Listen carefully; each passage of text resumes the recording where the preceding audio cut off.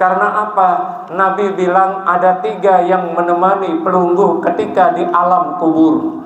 Si pertama sedekah pelungguh, si kedua ilmu si bermanfaat pelungguh tuntut, si ketelu doa anak-anak yang soleh. Pastikan kita meninggalkan anak-anak yang soleh, sebagaimana kata Nabi Allah Ibrahim Khalilullah alaihissalam, detik-detik akhir kehidupan beliau, dia berpesan kepada anaknya, "Mada ta'budu min ba'di?" Apa yang kau sembah? Siapa yang kau sembah setelah aku tidak ada? Beda dengan kita, nah kalau saya mati nanti ada raul saya 1 hektar, ada sawah saya 1 hektar. Begitu pelungguh meninggal dunia, anak pelungguh 5 besia selaputnya merebutan tanah itu. Kemudian pelungguh kasihan di alam barzah, tidak ada kiriman dari anak-anak pelungguh. Begitu banyak harta pelungguh, 2 bandam pelungguh si tinggalan. Kalong pelungguh 40 gram tinggalan. Anting-anting, cincin, gelar pelungguh tinggalkan pada anak pelungguh. Tetapi ternyata itu menjadi malapetaka bagi anak-anak pelungguh. Begitu pelungguh meninggal dunia, selaput meleangnya merebut, akhirnya apa? Tidak diingat pelungguh yang telah berjasa di atas permukaan bumi ini. Ini yang bahaya. Makanya berpesanlah pada anak-anak kita, nah kalau bapak sudah tidak ada lagi, tolong sering-sering bawakan saya sedekah ke masjid, tolong infakkan saya pada anak yatim, tolong masukkan saya sedekah pada madrasah-madrasah, tolong berikan saya zakat, tolong zakatkan saya. Itu pesan pelungguh kepada anak-anak. Jangan mengatakan, nah ini nanti bapak punya 1 hektar, tolong bagi-bagi.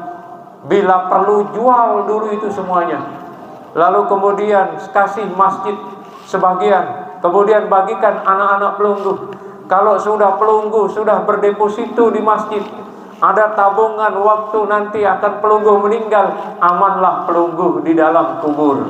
Tapi kalau tidak ada tabungan, walau banyak harta benda pelungguh, luwek bangkat pelungguh, pelungguh nongak di dalam kubur. Bembe bangkatku setinggalanku, denara baik kiriman sedekah hasil penjualan bangkatku setinggalanku oleh anakku.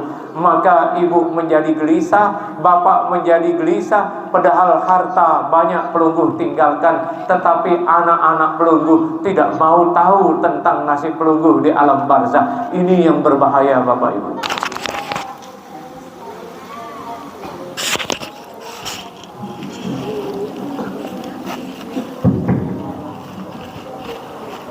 Assalamualaikum warahmatullahi wabarakatuh.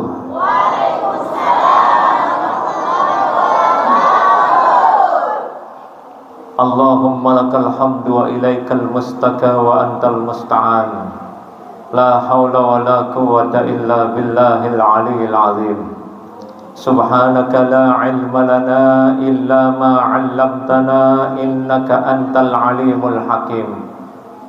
Sadaqallahul azim. Segala puji hanya milik Allah subhanahu wa ta'ala, yang mengatur semua apa-apa yang ada di langit dan di bumi, yang senantiasa mencurahkan nikmat dan karunia-Nya kepada kita semua. Semoga dengan nikmat yang Allah curahkan, kita menjadi hamba-hamba Allah yang pandai bersyukur. La in syakartum la azidannakum wa la in kafartum inna azabi lasadid. Salawat teriring salam kepada Nabi Muhammad sallallahu alaihi wasallam. Allahumma sholli ala sayyidina Muhammad wa ala ali sayyidina Muhammad. Yang sama-sama kita hormati guru kita Kiai Haji Munaam, pimpinan Pondok Pesantren Darul Quran wal Hadis, dan seluruh para asatidz yang berkesempatan hadir pada malam ini. Semoga Allah meridhoi, memberkahi dan mengampuni dosa-dosa kita. Qala ta'ala fi kitabihil karim, Bismillahirrahmanirrahim, wa nunazzilu minal qur'ani ma huwa shifaa'un wa rahmatun lil mu'minin. Wa qala law anzalna hadzal qur'ana 'ala jabalin la ra'aitahu khashi'an mutasaddian min khasyatillah wa tilkal amsalu nadribuha lin-nasi la'allahum yatafakkarun. Wa qala alif lam mim dzalikal kitabu la raiba fihi hudan lil muttaqin. Wa qala an-nabiy sallallahu alaihi wasallam nawwiru buyutakum bis-shalah wa qiraatil Qur'an atau kama qala an-nabiy sallallahu alaihi wasallam. Pada malam ini kita dikumpulkan dan dipertemukan oleh Allah dalam rangka nuzulul Quran, mengenang sebab-sebab diturunkan Al-Quran oleh Allah. Di dalam Al-Quran banyak Allah menyebut apa hikmah, apa hakikat kenapa Al-Quran diturunkan. Di surat Al-Isra dengan tegas Allah jawab, wa nunazzilu minal Qur'ani ma huwa shifaa wa rahmatul lil mu'minin. Di sini kita akan menemukan tujuan Allah menurunkan Al-Quran. Yang pertama menjadi obat, dan yang kedua menjadi rahmat bagi orang-orang yang beriman. Apa makna obat menurut para ulama dalam menafsirkan ayat ini? Maknanya obat itu adalah kesejukan jiwa, ketenangan jiwa, ketenangan pikiran, kedamaian hidup. Jadi Al-Quran ini membawa ketenangan. Kenapa membawa ketenangan? Karena Al-Quran dari setiap huruf-hurufnya mengandung percikan rahmat. Apa kata Rasulullah sallallahu alaihi wasallam? Alif harfun, lam harfun, mim harfun. Alif itu satu huruf, lam itu satu huruf, mim itu satu huruf. Satu huruf diberikan kita oleh Allah 10 kebaikan. 2 huruf Allah berikan 20 kebaikan. 3 huruf Allah berikan 30 kebaikan. Pelungguh mengucapkan alif lam mim saja, kemudian menutupnya dengan shadaqallahul azim, maka itu Allah telah memberikan pelungguh 30 rahmat, 30 kebaikan. Itulah yang dimaksud dengan obat.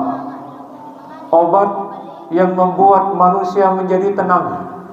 Setiap orang yang membaca Al-Quran, maka Allah tambahkan keimanannya. Apa buktinya? Allah jawab di dalam Al-Quran surat Al-Anfal,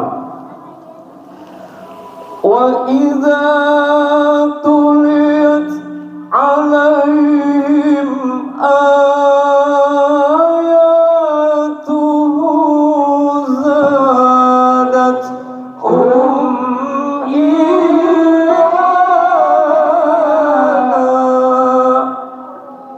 apabila dibaca Al-Quran maka bertambah imannya. Itulah obat. Dia akan selalu menyehatkan rohani setiap orang yang membacanya dan menyehatkan pikirannya. Makanya Bapak Ibu, kalau mau tentram, mau tenang, mau bahagia, mau sehat lahir dan batinnya, jangan tinggalkan Al-Quran. Karena Al-Quran menjadi obat. Ada 10 amalan-amalan dari Al-Quran yang dirilis oleh Rasulullah SAW. Di antara amalan-amalan dari ayat-ayat Al-Quran itu, 1, pelungguh disuruh memperbanyak baca surat Al-Ikhlas. 2, pelungguh disuruh membaca surat Al-Falaq. Pelungguh disuruh baca surat An-Nas, surat Tabarak, surat Waqiah, kemudian Ar-Rahman, kemudian Ad-Dukhan, Yasin, kemudian surat Al-Kautsar. Ini surat-surat yang diminta kita untuk sesering mungkin kita baca. Kenapa kita membaca surat Al-Ikhlas? Kata baginda Rasulullah SAW, orang yang membaca surat Al-Ikhlas 3 kali sama halnya telah menghatamkan Al-Quran 30 juz, 6.623 ayat, 1.027.000 huruf. Itu keunikan, kehebatan surat Al-Ikhlas.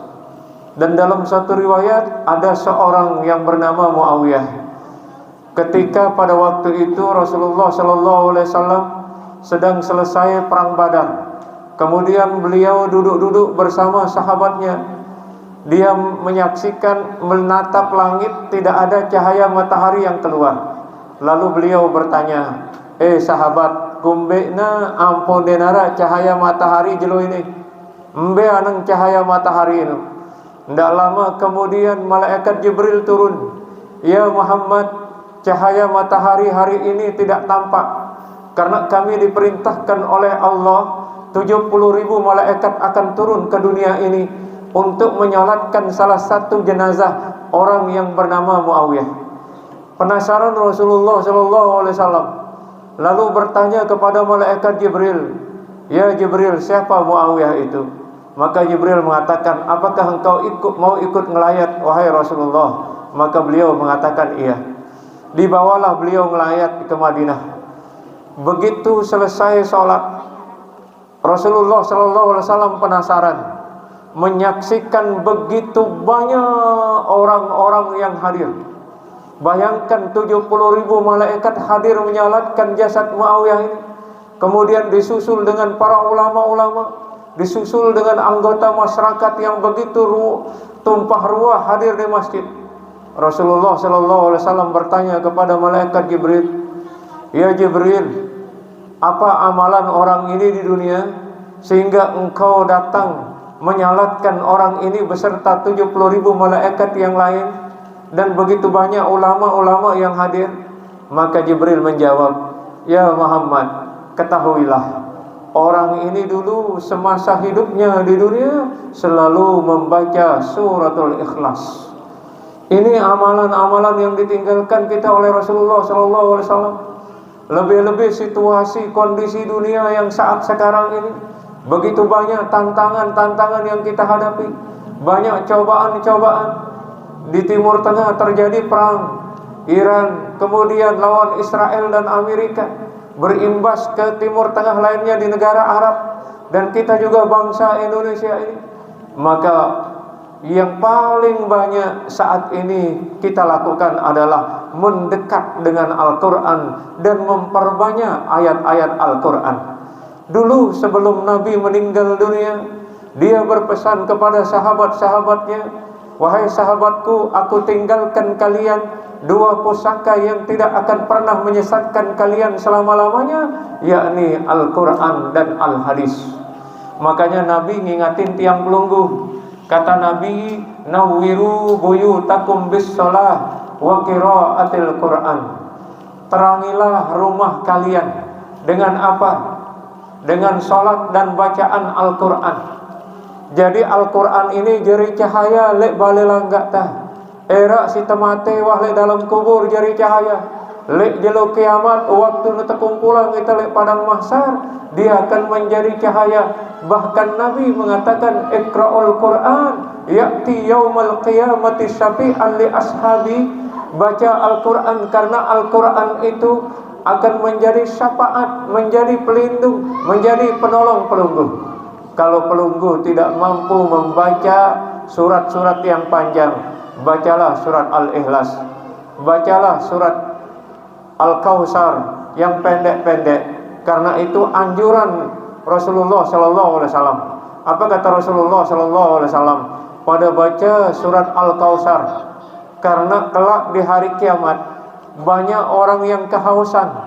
Tidak ada orang yang jual beli di tempat itu. Kita akan menunggu pengadilan Allah selama 40 tahun dalam keadaan nganjeng, dalam keadaan berdiri. Tentu sudah betul-betul kita merasakan kehausan, kegelisahan, kepanikan yang luar biasa. Maka Rasulullah SAW memberikan satu amalan, barang siapa yang memperbanyak membaca surat Al-Kautsar, maka dia akan terhindar dari kehausan dan kelaparan kelak di padang mahsyar. Ini amalan yang sangat luar biasa, pendek tetapi luar biasa. Kata ulama menafsirkan surat Al-Kautsar, Inna a'tainakal kautsar fasalli li rabbika wanhar. inna syani'aka huwal abtar. Apa asbabun nuzul daripada surat ini? Dulu ada anak Rasulullah sallallahu alaihi wasallam yang bernama Ibrahim, atau orang lain menyebutnya dengan Abraham. Meninggal dunia, kemudian Rasul diejek-ejek oleh orang kafir Quraisy. Apa kata mereka? Apa engkau dengan kafir Quraisy ngajak-ngajak? Ya Muhammad, celaka, wah dia beri keturunan, wah putus keturunan dia. Maka Allah menurunkan surat ini untuk menghibur baginda Rasulullah sallallahu alaihi wasallam.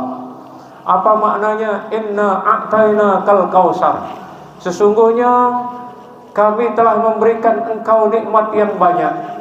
Kata ulama menafsirkan Al-Kausar ini, yang pertama adalah nikmat iman, yang kedua adalah nikmat Islam, yang ketiga adalah nikmat Al-Quran, yang keempat nikmat diutusnya baginda Rasulullah sallallahu alaihi wasallam ke dunia ini, yang kelima nikmat telaga Al-Kausar.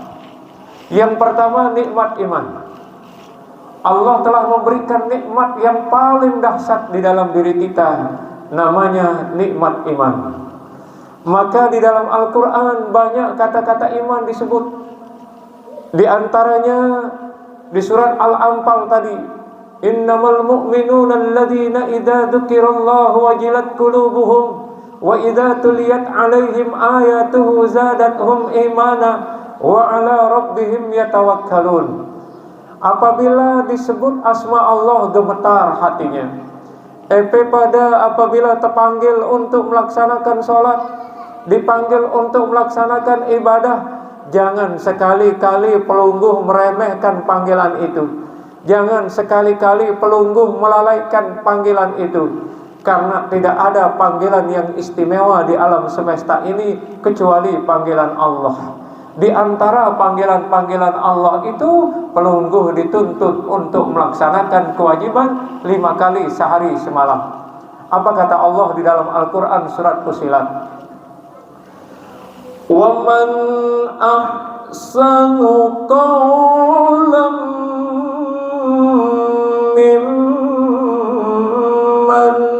da'a ila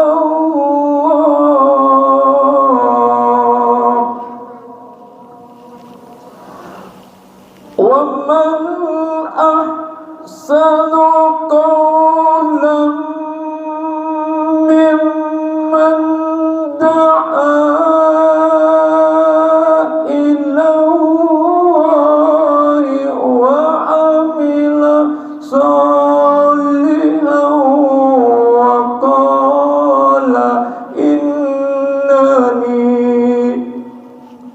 وَقَالَ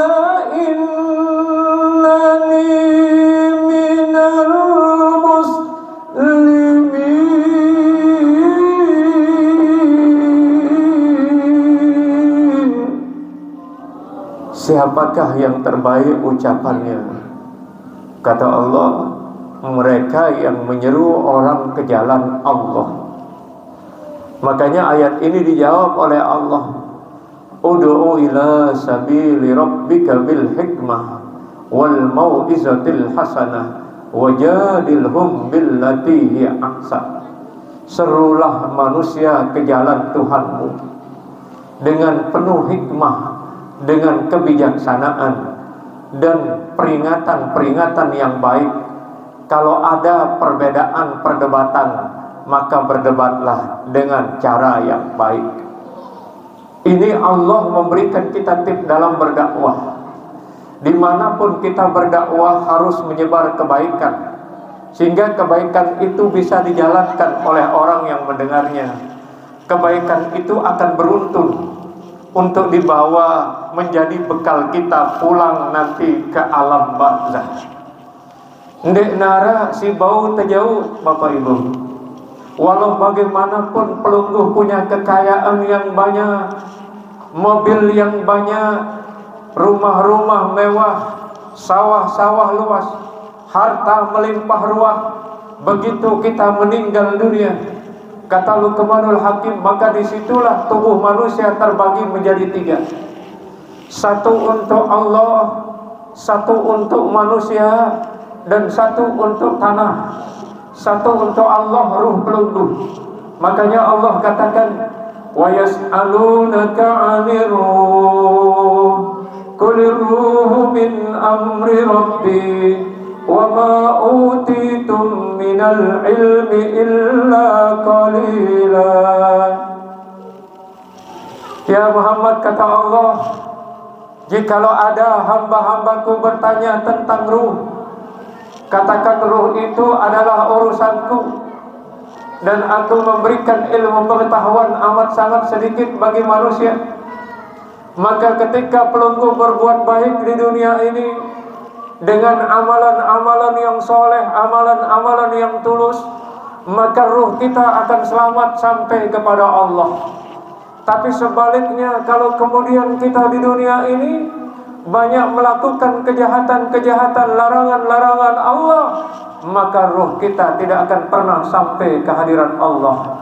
Apa jawaban dari Allah? Ya ayyatuhan nafsul mutmainnah irji'i ila rabbiki radiyatan mardiyah fadkhuli fi ibadi wadkhuli jannati. Hai jiwa-jiwa yang tenang, kembalilah kalian kepadaku, kata Allah. Apa kenanana Bapak Ibu? Ate si tenang, ate si damai, ate si arak lek dalamna takwa, arak iman. Kembali, kata Allah. Waktu kita nanti meninggalkan dunia ini, Bapak Ibu, pelunggu dipanggil. Bukan nama pelunggu yang disebut oleh Allah, ndek naranta tempoh, tetapi panggilan Allah itu mengenai jiwa kita. Maka pastikan jiwa kita hari ini tenang. Tenang jiwa anda, ibu-ibu? Tenang atendek ya malam ini? Tenang? Alhamdulillah. Mun tengaji insya Allah tenang atendek, damai atendek. Makanya itu nanti yang dipanggil oleh Allah pada satu hari nanti, yauma la yanfa'u malun wala banun illa man atallaha biqalbin salim. Pada satu hari nanti, ketika ruh kita diangkat oleh Allah dalam keadaan kita tidak berdaya di dunia ini, malun wala banun, harta dan anak kita tidak berfungsi. Walaupun banyak kita punya uang, kalau uang itu kita tidak nafkahkan, tidak infakkan, dia akan menjadi malapetaka bagi kita. Begitu pula anak-anak kita, kalau kita tidak didik, kita tidak sekolahkan di sekolah agama, dia tidak mau membacakan kita doa setelah kita wafat, dia tidak mau peduli dengan kita, maka sengsaralah kita punya anak seperti itu. Maka sia-sialah kita punya anak. Karena apa? Nabi bilang ada 3 yang menemani pelunggu ketika di alam kubur. Si pertama sedekah pelunggu, si kedua ilmu si bermanfaat pelunggu tuntut, si ketelu doa anak-anak yang soleh.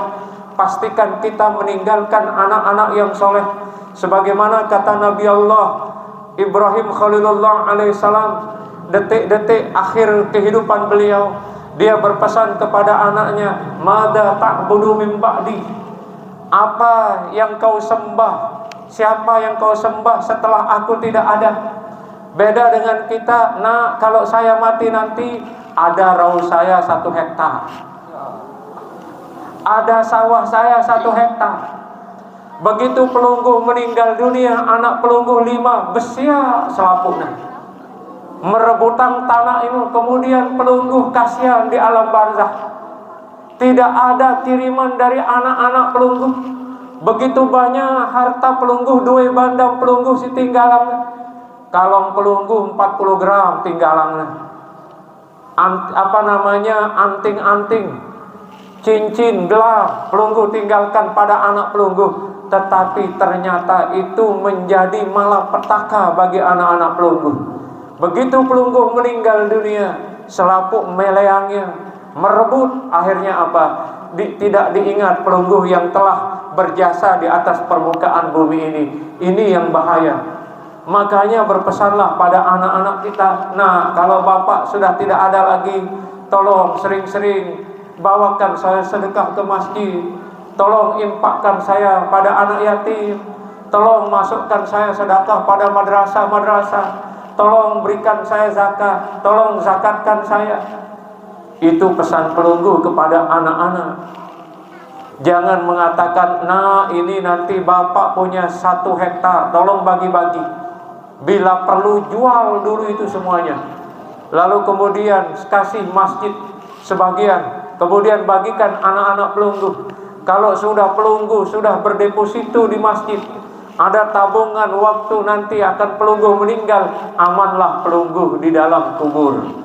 Tapi kalau tidak ada tabungan, walau banyak harta benda pelunggu, luwek bangkat pelunggu, pelunggu nongak di dalam kubur. Bembe bangkatku setinggalanku. Ndek narak baik kiriman sedekah hasil penjualan bangkatku setinggalanku le anakku. Maka ibu menjadi gelisah, bapak menjadi gelisah, padahal harta banyak pelunggu tinggalkan, tetapi anak-anak pelunggu tidak mau tahu tentang nasib pelunggu di alam barzah. Ini yang berbahaya Bapak Ibu. Ini yang berbahaya. Maka oleh sebab itu Bapak Ibu, pesan-pesan Al-Quran yang ditinggalkan kita oleh baginda Rasulullah Sallallahu Alaihi Wasallam, apa yang perlu kita pesankan kepada anak-anak kita? Berpesan untuk terus berpegang teguh pada Al-Quran, pada hadis Rasulullah Sallallahu Alaihi Wasallam, terus melaksanakan sholat, terus berbuat baik kepada tetangga, kepada siapapun.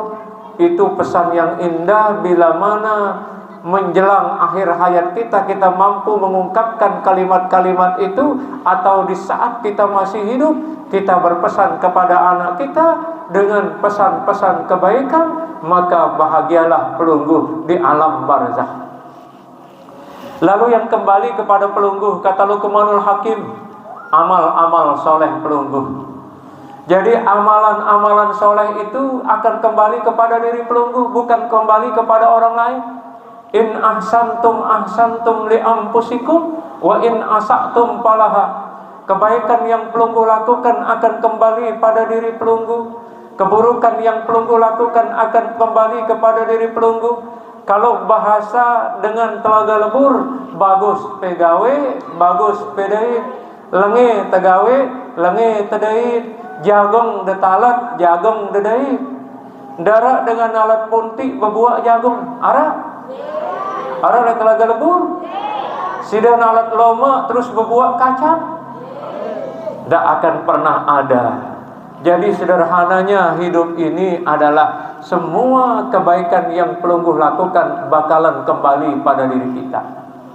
Allah juga menjawab di dalam ayat lain, "Faman ya'mal mithqala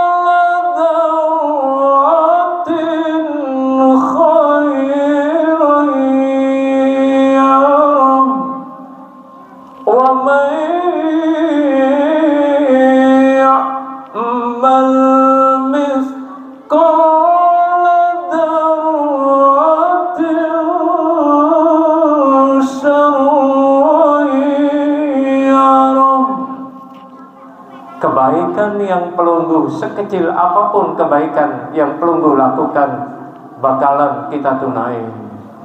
Dan keburukan yang kita lakukan, sekecil apapun keburukan itu, bakalan kita terima.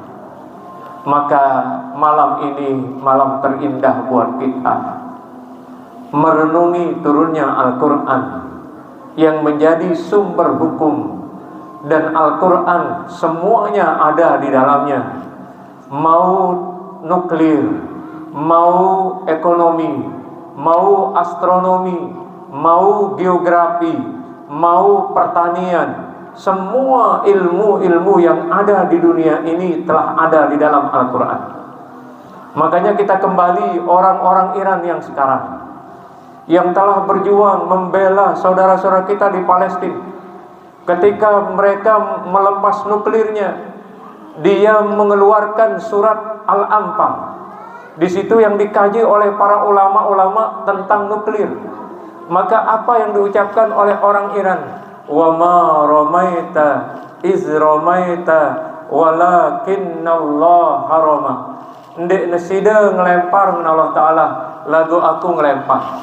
Makanya kita saksikan Bapak Ibu, setiap nuklir yang diluncurkan oleh Iran ini luwih nenegita si dengan Amerika, luwih nenegita si dengan Israel, tiba-tiba meledak dan meluluh lantahkan sasaran-sasaran yang dituju oleh Iran.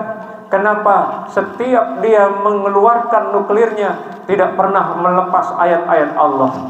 Dia lepas nuklir Khaybar, dia baca idza jaa nasrullahi wal fath. Apabila datang pertolongan Allah, makanya kapal laut Amerika yang paling besar itu musnah di tengah laut. Dia heran, padahal tidak mampu ditembus oleh radar. Tetapi dengan doa dan ayat-ayat Al-Quran yang menjadi mukjizat terbesar baginda Rasulullah SAW, ini yang dipakai oleh saudara-saudara kita Muslim yang ada di Iran, maka dia mampu meluncurkan rudal-rudalnya tanpa diketahui oleh Israel dan Amerika. Sehingga orang Amerika kebingungan saat ini Bapak Ibu. Bingung, sudah begitu banyak diluncurkan nuklir-nuklirnya. Kenapa Iran itu paling banyak nuklirnya? Karena tanahnya diberikan oleh Allah mengandung uranium, mengandung potasium yang dipakai untuk bikin nuklir. Dia sendiri yang bikin Bapak Ibu. Makanya mau ribuan dibikin tidak ada masalah. Beda dengan Amerika, dia harus mengeluarkan uang banyak, triliunan, baru dia punya senjata-senjata canggih. Tapi kalau Iran, dia mau buat senjata apapun, canggihnya dia mampu. Karena apa? Tanah Iran ini diberkahi oleh Allah dan tanah itu mengandung uranium. Itu yang dipakai membuat bom jauh lebih mahal dari emas. Kalau Amerika harus dia membeli di Newmont, kalau Amerika dia harus membeli di Papua, di PT Freeport. Tapi kalau Iran, dia tidak membeli uranium karena tanahnya sudah mengandung uranium.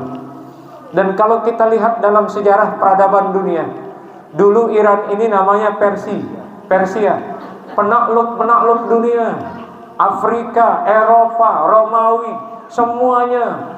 Artinya apa? Kalau Iran ini sudah teruji kekuatan tempurnya, makanya siapapun yang lawan Iran, insya Allah, karena dalam peradaban dunia Islam, Iran atau dulu Persia yang menaklukkan dunia ini, kita bisa menyaksikan sejarah peradaban Islam, adanya perjuangan yang sangat luar biasa dari saudara-saudara kita Muslim Iran, yang hari ini juga mati-matian membela Palestina, membebaskan Palestina dari cengkeraman penjajah Israel dan Amerika serta sekutu-kutunya.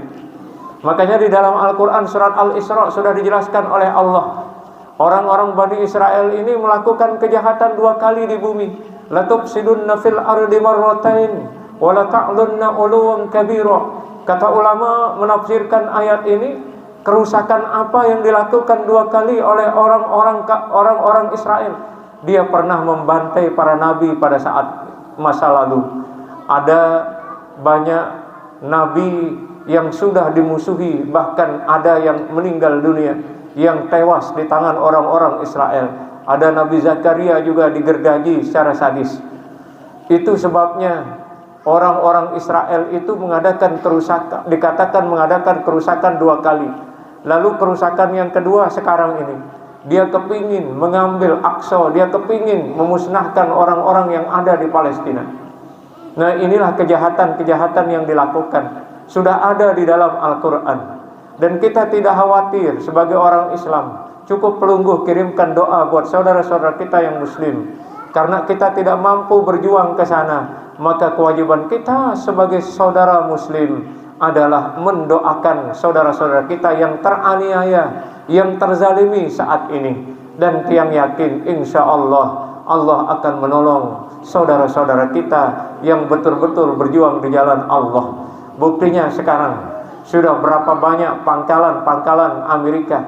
Makanya apa Bapak Ibu, di Timur Tengah termasuk kena konflik, di semua pangkalan-pangkalan Amerika yang ada di negara-negara Muslim itu didulu lantahkan oleh Iran, dibom dengan kecepatan nuklir. Ada yang kekuatan nuklirnya Iran itu sampai menembus jarak 3000 kilo.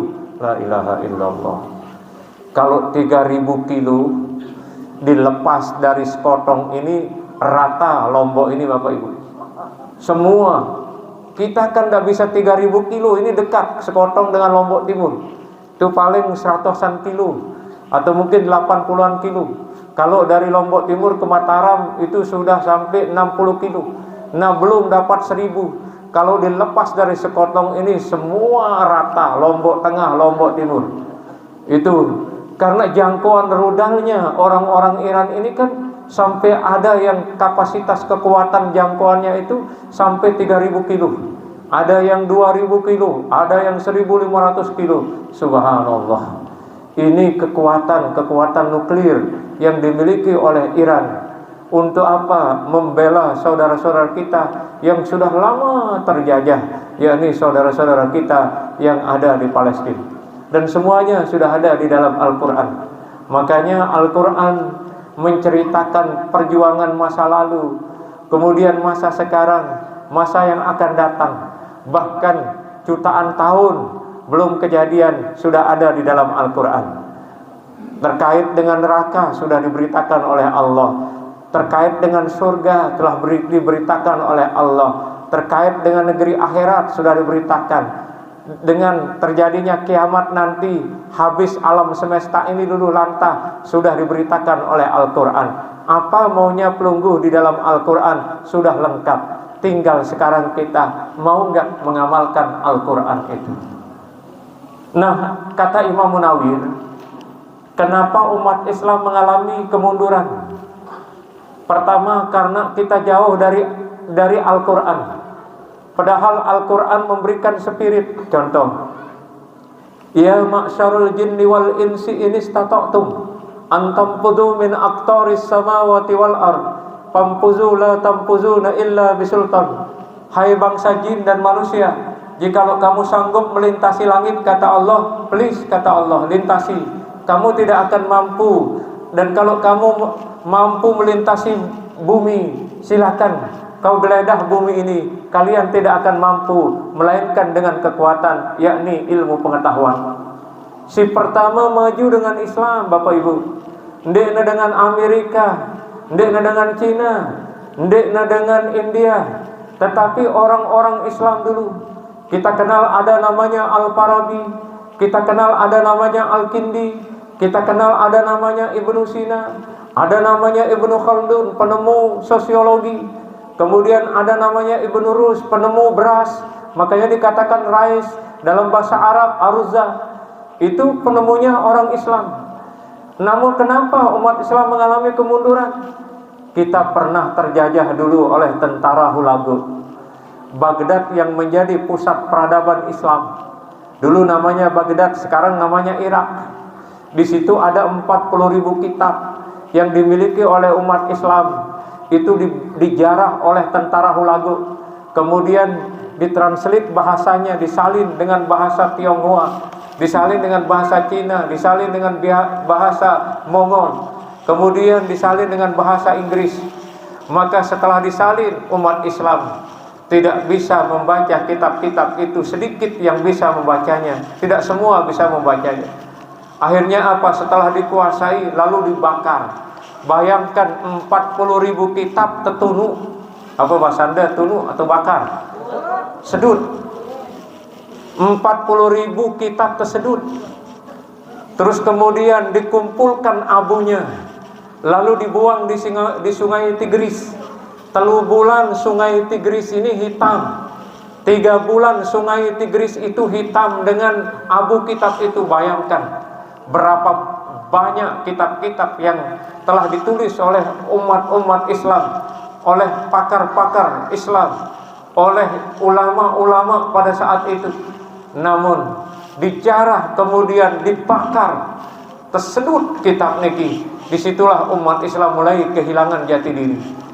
Akhirnya apa? Terjadi politik divide in impera, pecah belah kuasai, saling adu domba satu sama lain. Ulama yang satu mengadu domba ulama yang lain. Ulama itu mengadu domba ulama ini terus. Makanya itulah penyebab terjadinya kehancuran umat Islam. Kita sekarang Bapak Ibu dihadapkan dengan persoalan yang berat.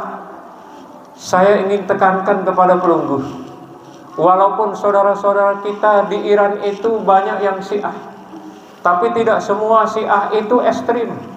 Tidak semua Syiah itu melanggar aturan-aturan agama. Banyak Syiah-Syiah yang kemudian sama keyakinannya dengan kita. Maka jangan sampai kita saling menghina satu sama lain. Kita boleh berbeda, tapi menghina yang tidak boleh. Jangan sampai mengkafirkan saudara-saudara kita yang berbeda dengan kita, berbeda mazhab dengan kita, berbeda organisasi, berbeda pemahaman. Selama akidah kita sama, Tuhan kita sama, rukun iman kita sama, rukun Islam kita sama, mari kita duduk berdampingan. Mari kita saling membantu sama lain. Mari kita saling menghargai. Mari kita saling angkat satu sama lain. Maka damailah umat Islam. Dan salah satu untuk mengembalikan marwah Islam pada masa lalu, di mana Islam penakluk dunia, di mana Islam menjadi raja di seantero alam semesta ini, menjadi pemimpin besar. Buktinya di dalam surat Al-Kahfi ada, kita kenal dengan Iskandar Zulkarnain. Kalau orang barat menyebutnya Alexander the Great. Dia penakluk timur dan barat, semua dikuasai minal masyriq wal maghrib, lengan foto timur sampai foto barat. Wilayah yang ada di belahan bumi ini dia kuasai. Itu menunjukkan bahwa Islam pernah mengalami kejayaan 700 tahun yang lalu. Tapi kenapa sekarang kita mengalami kemunduran? Dalam kitabnya Imam Munawir, kenapa Islam itu mengalami kemunduran? Pertama, kita jauh dari Al-Quran. Coba bayangkan, kenapa kita membelakangi Al-Quran? Kita lebih asik membaca Quran, kita lebih asik membaca WhatsApp, kita lebih asik membaca berita-berita daripada memperbanyak bacaan Al-Quran. Kata Imam Abu Hamid Hujatul Islam Muhammad bin Muhammad Al-Ghazali At-Tusi dalam kitab Ihya Ulumuddin, sayang umat Islam, mereka banyak menghafal Al-Quran. Di mana-mana ada pondok penghafal Al-Quran. Di mana-mana kaum muslimin menghafalkan Al-Quran. Bahkan anak-anak kecil sampai diperlombakan di TV-TV. Di mana-mana, tingkat lurah, tingkat desa, tingkat camat, tingkat kabupaten, tingkat provinsi, tingkat nasional sampai internasional. Tapi sayang, kata Imam Ghazali, sedikit umat Islam yang mengamalkan Al-Quran. Andaikan kita mengamalkan Al-Quran di samping kita menghafal Al-Quran, bagaimana majunya Islam ini? Karena semua kemajuan itu sudah tertulis di dalam Al-Quran. Sampai Allah memberikan kita spirit, innallaha la yughayyiru ma biqaumin hatta yughayyiru ma bi anfusihim. Allah enggak bakalan merubah nasib suatu kaum kalau kita tidak rubah diri kita. Artinya Allah memberikan kesempatan bagi kita untuk mengadakan perubahan. Kalau kita sudah rubah diri kita, insya Allah Allah akan menuntun kita menuju perubahan besar. Ini kita kembali kepada Al-Quran. Lalu yang kedua, kenapa umat Islam mengalami kemunduran? Yang kedua, karena kita berpecah belah. Beda organisasi sering kita berpecah belah. Beda politik sering kita berpecah belah. Beda pendapat sering kita berpecah belah. Beda kelompok sering kita berpecah belah. Inilah yang membuat kita menjadi mundur. Tidak zamannya lagi kita berpecah belah. Mari kita rapatkan barisan. Mari kita teguhkan persatuan dan kesatuan. Sebagaimana dulu Nabi membuat piagam Madinah, menyatukan kaum Ansor, kaum Muhajirin, menyatukan suku Huza'ah, Bani Kainuka, Bani Nadir. Bagaimana juga kita di Indonesia, ada yang disebut dengan piagam Jakarta, atau yang populer disebut dengan Jakarta Charter, mengajarkan kepada kita tentang persatuan dan kesatuan. Sebagaimana nilai-nilai yang terumus di dalam Pancasila, ketuhanan yang Maha Esa, kemanusiaan yang adil dan beradab. Kita punya rasa kemanusiaan, kita punya rasa empati kepada saudara-saudara kita. Jangan melihat orang karena beda dengan organisasi kemudian tidak mau membantu orang. Jangan. Apapun kelompok dan golongan, ketika ada saudara-saudara kita teraniaya, ada saudara-saudara kita terzalimi, ada saudara-saudara kita tersakiti, maka kewajiban kita untuk menolong mereka. Jangan lihat apa warna bendera mereka, jangan. Apa paham mereka, jangan. Selama dia adalah saudara kita muslim, hatta non-muslim pun, kalau mereka bisa kita bantu, kita bantu. Sebagaimana Rasulullah SAW dulu waktu hidup di Madinah berdampingan dengan orang-orang Yahudi, berdampingan dengan orang-orang Nasrani, tapi beliau tidak pernah mencela orang Yahudi, tidak pernah mencela orang Nasrani, tidak pernah menghina orang yang berbeda dengan dia. Maka hari ini supaya umat Islam bersatu kuat, maka tidak ada solusi lain kecuali kita kembali untuk merajut persatuan dan kesatuan. Dan insya Allah Islam akan menjadi pemimpin di seluruh belahan bumi ini, kembali seperti 700 tahun yang silam, di mana Persia telah menguasai dunia, di mana umat Islam menjadi pemimpin bagi bangsa-bangsa lain. Eropa pada waktu itu di bawah kekuasaan Islam, Inggris di bawah kekuasaan Islam, Cina, Mongolia, semua negara-negara pada saat itu di bawah kekuasaan Islam. Kenapa pada saat itu bisa seperti itu, menaklukkan negara-negara? Karena persatuan dan kesatuan. Yang kedua, karena komitmen dengan Al-Quran. Di dalam Al-Quran surat Al-Imran, tiang pelungguh diajar oleh Allah, yang sering dibaca para tuan guru, wa'tasimu bihablillahi jami'an wala tafarraqu. Berpegang teguhlah kalian kepada tali agama Allah dan jangan kalian bercerai-berai. Ini pesan singkat dari Allah. Apa maknanya tali Allah itu? Al-Quran dan Al-Hadis. Orang yang berpegang teguh dengan nilai-nilai Al-Quran, mengamalkan Al-Quran, karena kita semua bersaudara, telah dipersaudarakan oleh Allah. Innamal mu'minuna ihwatun fa aslihu baina akhawaikum. Orang mukmin yang satu dengan mukmin yang lain bersaudara. Batur Telaga Lebur dengan Kelayu inu besemetong.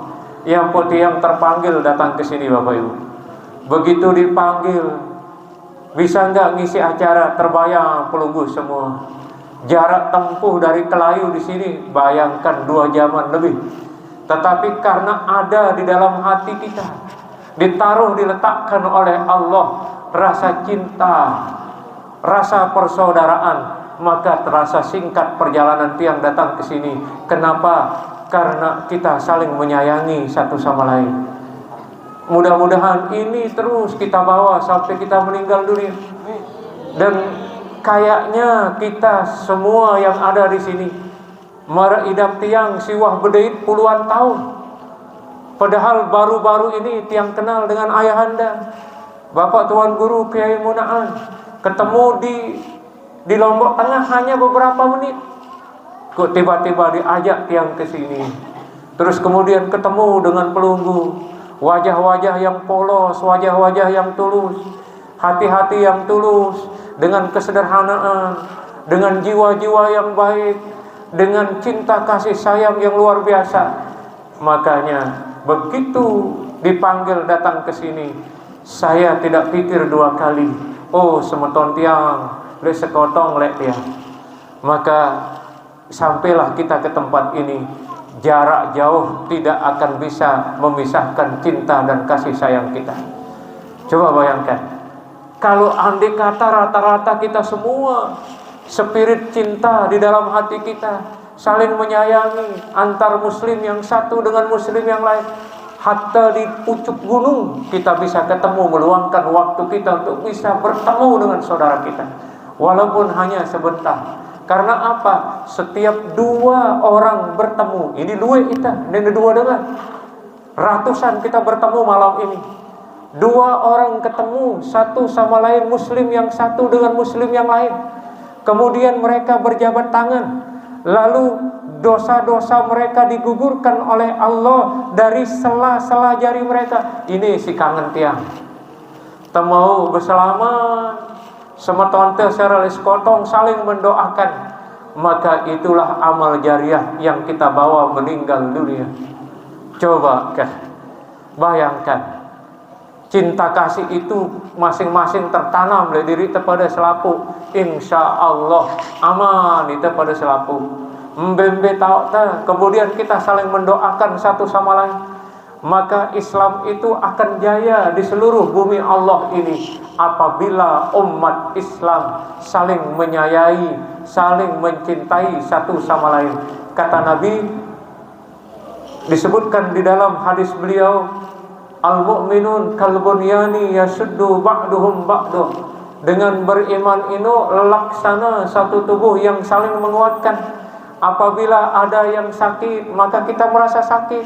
Apabila ada orang yang teraniaya, maka kita merasa iba. Jangan kemudian saudara kita terzalimi, teraniaya, macam-macam komen kita berkomentar. Wah, si ah begini begitu, jangan. Kalau pelungguh tidak suka, lebih baik diam. Kata Nabi, man kana yu'minu billah wal yaumil akhir falyakul khairan aw liyasmut. Barang siapa beriman kepada Allah dan hari kemudian, maka berkatalah yang baik. Kalau tidak mampu berkata yang baik, cukup diam. Kalau kita tidak mampu membantu saudara-saudara kita dengan doa, diamlah. Jangan berkata yang aneh-aneh, jangan mengumpat, jangan mengkafir-kafirkan saudara-saudara kita. Belum tentu kita lebih baik daripada mereka. Maka yang terbaik adalah ketika saudara-saudara kita teraniaya dan terzalimi, maka kita menolong dia dengan doa. Itu yang kita harus lakukan, Bapak Ibu. Kemudian yang selanjutnya, Bapak Ibu, kita kembali kepada surat Al-Kautsar. Apa makna Al-Kautsar? Yang tadi pertama, nikmat iman. Tembayan kita pada Bapak Ibu. Alhamdulillah, lek bulan Ramadan ini kita bisa hidup dan bisa melaksanakan Ramadan. Luwek semeton jarita, dikman selesai Ramadan, ada yang dipanggil duluan. Ada meninggal dunia di bulan Ramadan ini? Sebelum Ramadan ada? Masya Allah. Coba bayangkan, ada si mau puasa telu jelu meninggal. Ada yang besok mau puasa, ada teman tiang meninggal dunia 1 hari sebelum Ramadan. Dia meninggal dunia. Padahal dia udah berdoa. Apa doanya? Allahumma barik lana fi Rajab wa Sya'ban wa ballighna Ramadan. Ya Allah, berkahi kami di bulan Rajab dan bulan Sya'ban, dan sampaikan kami di bulan Ramadan. Tahu-taunya apa? Kehendak Allah, dia tidak bisa menemukan Ramadan. Sehari sebelum Ramadan, dia terlebih dahulu dipanggil oleh Allah. Ada orang yang dapat 10 puasa meninggal dunia. Ada orang yang 2 hari puasa meninggal dunia. Nah, kita hari ini mudah bisa ketemu dengan malam 10 1 Ramadan. Kita diberikan oleh Allah keberkahan umur. Mudah-mudahan Ramadan yang akan datang kita bisa berjumpa. Apa keistimewaan umat Nabi Muhammad dibandingkan dengan umat-umat yang lain di bulan Ramadan? Kata Nabi yang pertama, umatku di dalam naungan rahmat. Ke Bapak Ibu, dek disyukur ke berit di bulan Ramadan. Syukur apa dek? Rugi dengan sini puasa. Ya Allah, kenapa saya bersedih kalau ada saudara-saudara kita yang tidak berpuasa? Di mana Ramadan itu, kata Nabi, ada spesial diberikan buat pelunggu. Kata Nabi, tidak pernah diberikan umat-umat terdahulu, hanya diberikan umatku, kata Nabi. No, coba bayangkan, walaupun nabi-nabi terdahulu minta seperti apa yang diberikan sekarang oleh Allah kepada umat Nabi Muhammad, tetapi spesial bagi umat Nabi Muhammad, buat kita semua yang menjalankan ibadah Ramadan. Kata Nabi, Allah melebihkan umatku dibandingkan dengan umat-umat yang lain dengan 5 hal. Pertama, umatku di bulan Ramadan diselimuti dengan rahmat dan kasih sayang Allah. Ya Allah, lengan berutama Ramadan. Epe pada ita pada tekembelang. Apa kembelang bahasa Anda? Kembelang dipandang. Pandang bahasa sininya apa? Diengat. Oh, diengat. Mun bahasa Kelayu tekembelang teliu, terseret, tak hengat. Apa? Oh, tetele, tentu. Pelungguh tetele. Lengan tanggal sekik Ramadan pelungguh tetele si Allah Ta'ala. Tertatap, terseriuk, terus cemoh Allah kita pelungguh si puasa. Akhirnya apa? Dikasih rahmat, dikasih kecintaannya. Allah memandang pelungguh dengan pandangan kasih sayangnya. Ya Allah, itu hadiah pelungguh. Makanya Nabi mengatakan, man fariha biduhuli Ramadan harramallahu jasadahu 'alan niran. Siapa yang bangga bahagia dengan datangnya Ramadan, Allah haramkan jasadnya dari neraka jahanam. Maka pelungguh tetele si rahmat Allah. Si kedua, malaikat selapuna ngendengang itampun. Dek sekedar malaikat yang baca dalam riwayat yang panjang, apabila Ramadan tiba, langit memohonkan kita ampun, matahari memohonkan kita ampun, bulan-bulan memohonkan kita ampun, bintang-bintang memohonkan kita ampun. Kemudian di bumi ini gunung memohonkan kita ampun, tanah-tanah liat memohonkan kita ampun, ikan-ikan memohonkan kita ampun, hewan-hewan yang melata memohonkan kita ampun. Apa sebabnya pun endengang kita ampun? Kenapa binatang-binatang itu ikut memohonkan kita ampun kepada Allah? Karena senang dengan pelungguh yang berpuasa di bulan Ramadan. Dan yang kedua, karena keagungan dan keistimewaan Ramadan, sehingga hewan-hewan pun senang kedatangan bulan Ramadan. Di ni doang cemoh lagu hewan-hewan milu cemoh. Paham? Si ketelu, bau mulut bau mulut umatku yang berpuasa lebih harum dari kasturi. Era le jelu kiamat. Walaupun di dunia ini mambu mbok ta, lagu era lejelo kiamat Allah ganti bau mulut pelungguh di dunia yang berpuasa hari ini itu diganti dengan bau kasturi, lebih harum dari kasturi kata Nabi. Tuh coba bayangkan, arak mbok pelungguh nengke berbok baunya kayak kasturi. La ilaha illallah, pineng batur ngadokeun, paleng batur ngadokeun. Nah, nanti di padang mahsyar itu bau mulut kita hari ini yang pelungguh menahan lapar dan haus akan diganti bau mulut pelungguh itu lebih harum dari kasturi. Wah, pelungguh ngaduk minyak kasturi. La ilaha illallah, harum luar biasa. Mahal kasturi niki Bapak Ibu. Kemudian yang ketiga, yang keempat. Kata Nabi, kelebihan umatku dibanding dengan umat-umat yang lain di bulan Ramadan adalah surga telah berhias untuk umatku. Coba, wah berhias surga. Sina ngangen sida pada ngangen tiang pelungguh. Kata Nabi, surga berhias untuk umatku. Ya Allah, no keagungan bulan Ramadan. Makanya Nabi menjawab, idza jaa Ramadan futihat abwaabul jannah wa ghuliqat abwaabun nar wa suffidatis syayatin. Apabila Ramadan tiba, maka pintu surga dibuka, pintu neraka ditutup, dan setan-setan dibelenggu. Artinya pelungguh yang berpuasa, surga telah berhias dan rindu kepada pelungguh. Cemoh apa deh? Berbahagia orang yang berpuasa. Sangat merugilah orang yang tidak berpuasa. Kenapa? Begitu banyak hidangan dari Allah, dia tidak mau mendapat hidangan-hidangan nikmat itu. Yang terakhir, kata Nabi, umatku dilebihkan dengan umat yang lain. Umatku senantiasa mendapat ampunan dari Allah.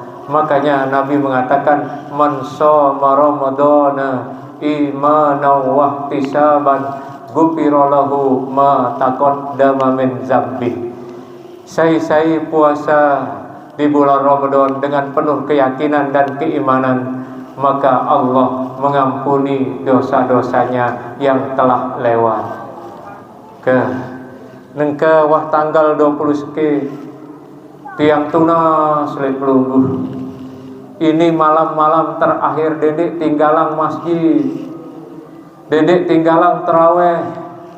Kenapa ada satu malam yang mengalahkan malam-malam yang lain? Apabila pelungguh hadir malam itu, sama halnya pelungguh beribadah belum 22 tahun. Apa itu Bapak Ibu? Tadi Ustadz kita membaca, qori kita telah membaca surat Al-Qadar. Di situ apa kehebatan malam-malam ini? Jangan tinggalkan Bapak Ibu. Di situ Allah menyebutkan, dan ini permintaan Nabi Bapak Ibu, tidak main-main. Dulu Nabi minta kekuatan seperti umat Nabi Musa, namanya Sam'un al-Ghazi, yang berjuang selama 82 tahun. Ada mengatakan 83 tahun. Namun Allah menjawab. Apa jawaban Allah di dalam surat Al-Qadar? Ini harus tertunggu, ini harus terjemput. Dedek ke kebalik. Pas malam pertama aja penuh masjid ini sampai leleh. Betul? Betul. Di atas malam ke-10 sudah berapa saf? 2 saf. Betul? Kemana yang tadi yang malam pertama itu? Mbe anangna balik jaga uning. Malam-malam ini tadi kami lewat dari Lombok Timur, penuh mall-mall, penuh toko pakaian, penuh toko jajan.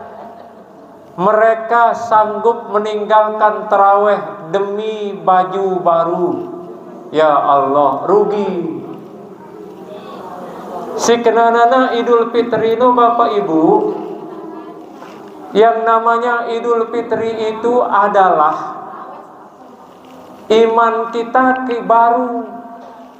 Bukan hanya baju yang baru, tetapi iman kita yang baru kita perbarui, kita kembali ke fitrah. Tidak apa-apa pelungguh pakai baru, silahkan. Tanda syukur kita kepada Allah tidak salah. Lagu, jangan meninggalkan amalan-amalan ibadah, amalan-amalan sunnah di malam-malam Ramadan terakhir. Nabi kalau detik terakhir dia sudah tinggal di masjid. Itende masjid kita tinggalkan penuh di toko-toko baju. Padahal di malam terakhir itu nangis itu Bapak Ibu, mun renungannya. Apa ayatnya di situ? Lailatul Qadri khairum min alfi syahrin tanazzalul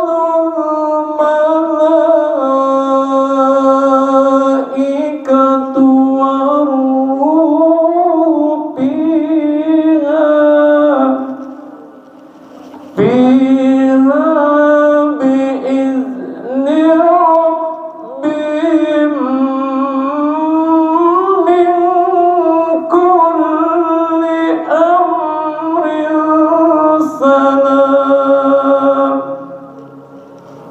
sopo kelem. Nih wah mulai lengan kelem niki. Kelem berapa malam ini Bu? 21. Mun bahasa Kelayu mal-mal serikul. Padahal jane dah. Mulai malam ini kita tersuruh dendek luwek tidur. Tersuruh berjaga-jaga. Mben tanda berjaga di demomot le balik luwe baca Quran zikir. Kata Imam Ghazali, malam-malam ganjil turunnya Lailatul Qadar. Malam 21, 23, 25, 27, 29. Menuah 29 habis wah. Rugi ampun dia tutup tarawih dia. Tiang tunas, semeton tiang le Telaga Lebur ke mulai besok malam penuhkan lagi ini masjid ini. Penuhkan. Karena apa? Nih. Bila terakhir menjelang Ramadan. Ini terakhir. Bila Ramadan berakhir, nangis langit. Andaikan didengar orang kana nangis, buik keblas itu selapu. Nangis langit itu, bumi menangis, gunung menangis, laut menangis. Pertanyaannya, nangiskah kita nanti kalau akan berakhir Ramadan?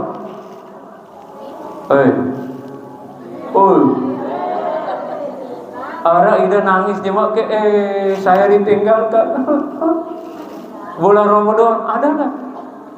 Malah mengatakan alhamdulillah buwe Ramadan.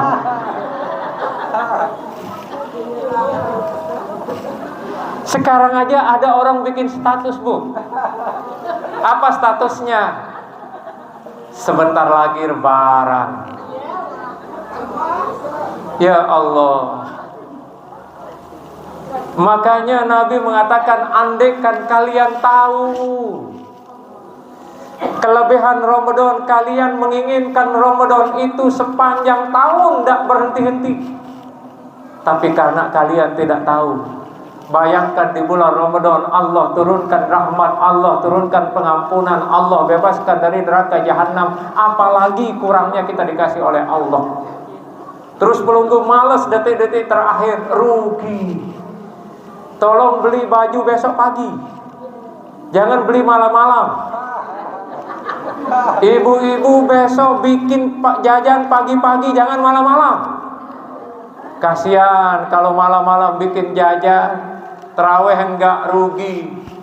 Oh cuma aku terawih sini jera Ramadan. Ada enggak kitabnya itu Tuhan Guru? Enggak ada di dalam kitab. Nanti kalau selesai Ramadan pelunggu mau terawih, terawih dari mana? Terawihnya mak lampir kali. Nah makanya tinggal 9 malam.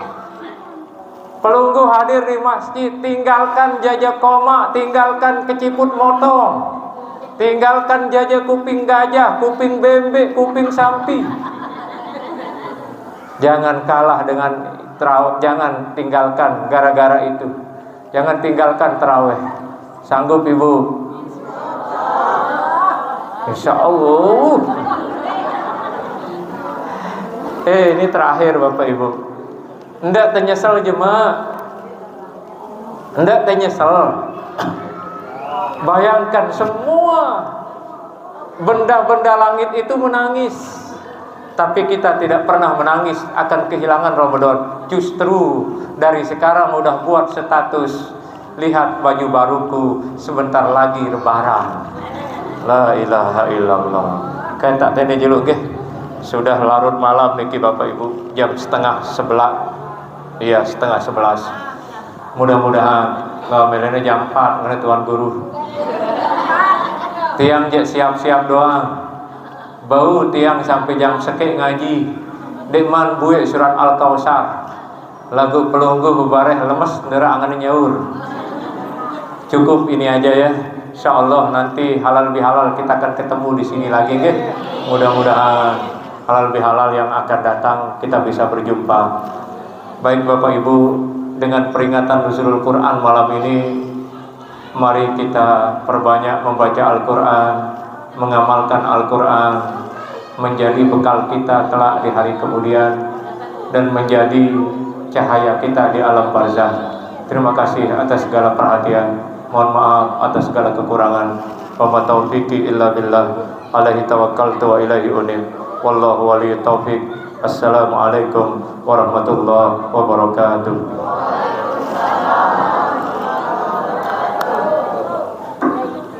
Luar biasa, 1 jam 36 menit kita diajak merenung tentang pesan-pesan Al-Quran. Dapat salam juga nih Bapak Tuan Guru dari Tuan Guru lalu Muhammad Wildan sedang nonton live streaming. Iya, salamnya kepada jamaah juga ya, jamaah Bapak Tuan Guru langsung ditonton dan perayaan. Alhamdulillah, berkat adanya media sosial kita bisa berbagi dengan yang lain. Mudah-mudahan ini semua bermanfaat bagi kita semua. Jazakumullah khairan katsiran Bapak Tuan Guru, karena mengingat waktu yang sudah larut malam, jadi kita tutup dengan zikir. Nanti mohon dia adalah para guru kami, Bapak Tuan Guru yang berzikir, dan ditutup dengan doa oleh para Bapak Tuan Guru bagi ibu saya kepada yang tersebut dalam kami tersiap. zikir. إلى حضرة النبي رسول الله صلى الله عليه وسلم وصحبه الكرام الفاتحة ثم أرواح آبائنا وأمهاتنا وجميع كافة المسلمين والمسلمات